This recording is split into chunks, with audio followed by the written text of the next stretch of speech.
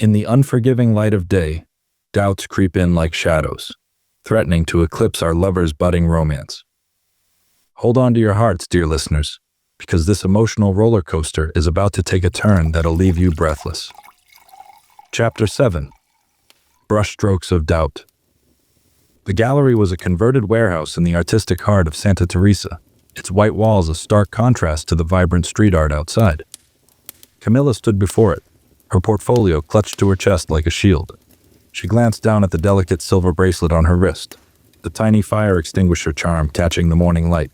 You can do this, she murmured to herself, echoing Maxim's words from the night before.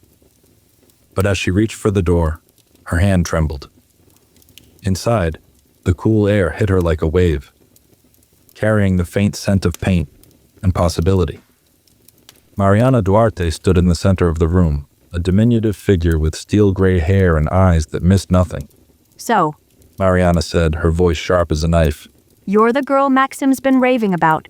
Let's see if you live up to the hype, shall we? Camila swallowed hard, forcing a smile. It's an honor to meet you, Señora Duarte. Save the pleasantries.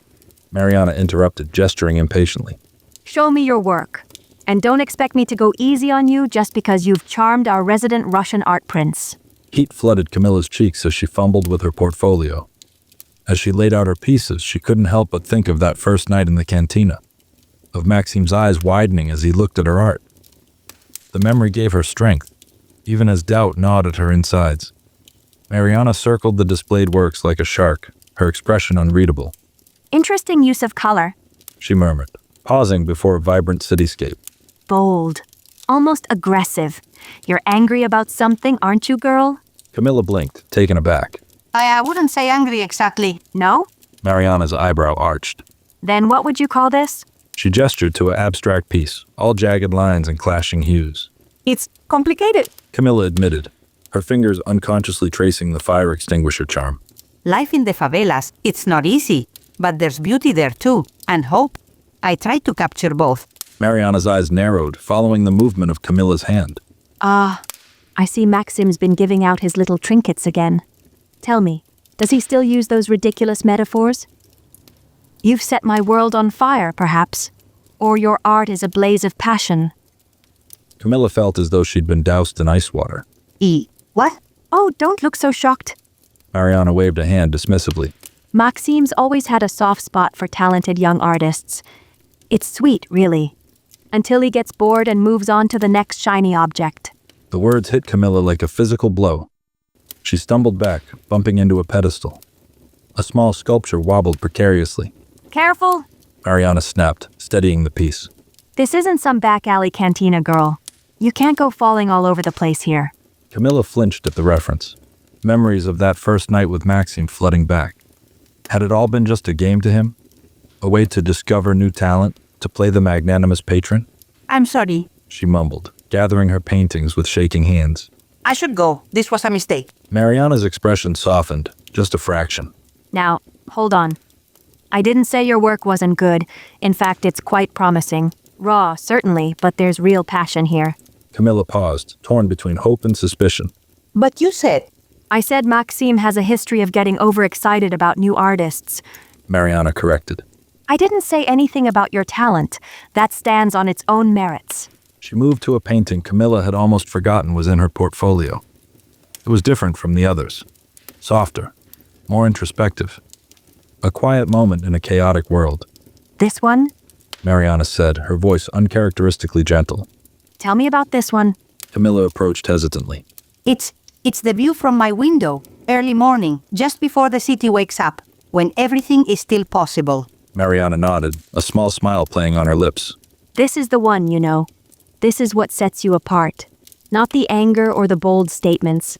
This quiet hope, this ability to find beauty in the ordinary.